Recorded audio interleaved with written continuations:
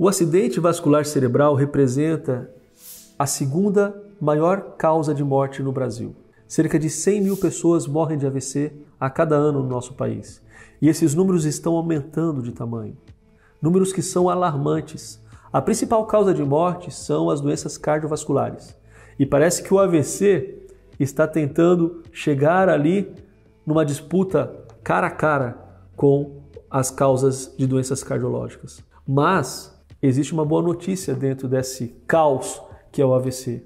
Estudos dizem que 90% dos AVCs poderiam ser prevenidos. Você quer aprender junto comigo como prevenir 90% dos AVCs? Então fique com a gente neste vídeo, porque ao final você vai estar expert em prevenção de AVC. Eu sou o Dr. Glaucio Pinheiro. Se você não me conhece, eu sou neurocirurgião. Atuo na área há mais de 16 anos, ajudando pessoas e famílias como a sua. Muito bem, doutor, mas afinal de contas, quais são as medidas que nós podemos fazer para prevenir cerca de 90% dos AVCs? Olha só que maravilha! É um número muito grande de pessoas que podem ser ajudadas com essas informações que parecem que são básicas, mas na verdade são muito profundas e complexas. Principal fator ou um dos principais fatores que você precisa entender que é necessário você controlar para evitar 90% dos AVCs é a pressão arterial. Um dia antes de estarmos gravando este vídeo, no dia 17 de setembro de 2025, também conhecido para a gente como ontem, o Congresso Brasileiro de Cardiologia fez algumas novas diretrizes em relação à hipertensão arterial sistêmica. Essa diretriz, ela diminui as cifras de pressão alta. Anteriormente, nós classificávamos como uma pessoa com uma pressão arterial abaixo de 14/9 como não hipertensa.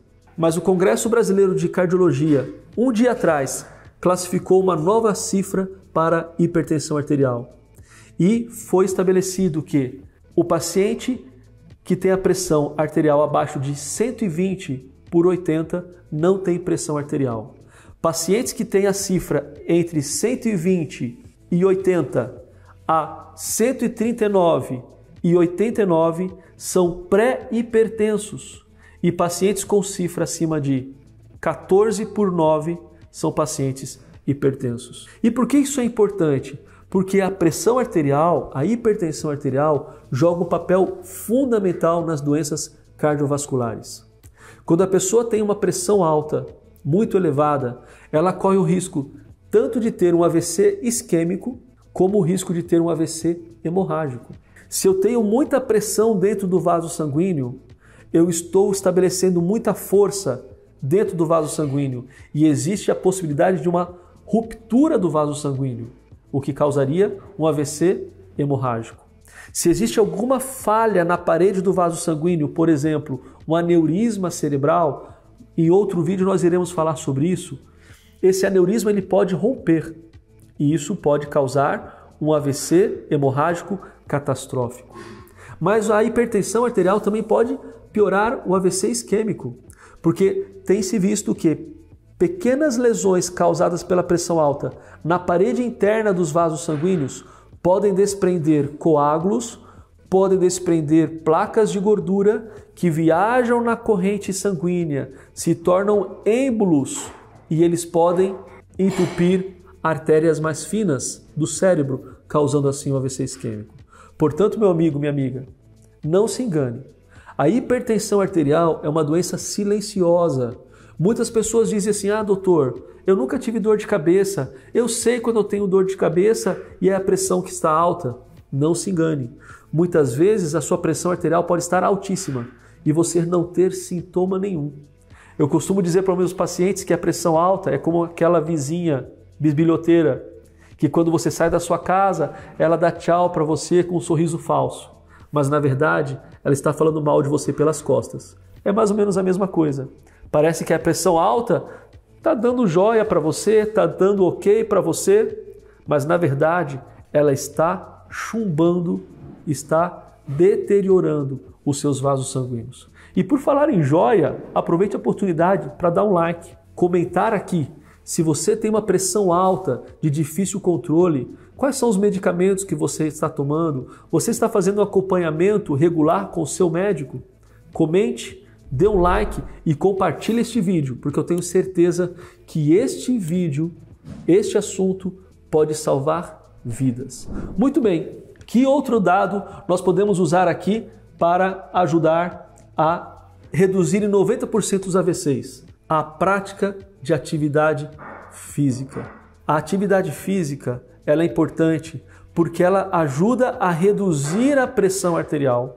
A atividade física ela é importante porque ela ajuda a diminuir o processo inflamatório no corpo. A atividade física ela é importante porque ela ajuda a diminuir o estresse. E nós sabemos que o hormônio do estresse, o cortisol, aumenta a pressão arterial e aumenta o risco de infarto, AVC, tanto isquêmico quanto hemorrágico. Agora olha só, doutor, quantas vezes ao dia eu devo fazer atividade física? Ou qual é o tempo no dia ou o tempo na semana que eu devo fazer atividade física? A Sociedade Brasileira de Cardiologia estima que o ideal é que a pessoa faça 30 minutos de atividade física 5 vezes por semana. Uma caminhada em volta do seu quarteirão é mais do que suficiente. E olha só isso daqui que interessante, olha, de acordo com o Ministério da Saúde, 40% dos adultos brasileiros declaram ser sedentários. Poxa vida, você tem tudo para sair dessa estatística. 150 minutos por semana, 30 minutos por dia, 5 vezes por semana. É mais do que o suficiente para ajudar você a diminuir em 90% a possibilidade de ter um AVC. Olha só outra coisa importante, alimentação saudável.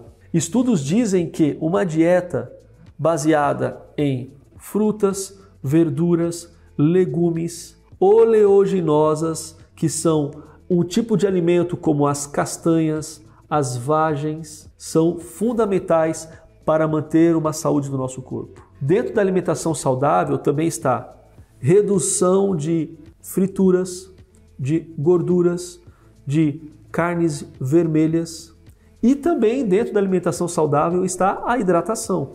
É fundamental a pessoa ter uma boa hidratação. Quanto que você paga para se alimentar bem? Muitas vezes uma alimentação não saudável é muito mais cara do que uma alimentação saudável. Olha só, medidas que você não paga nada mais por isso, mas que mudam a qualidade da sua vida. Outra coisa importante é o controle do diabetes.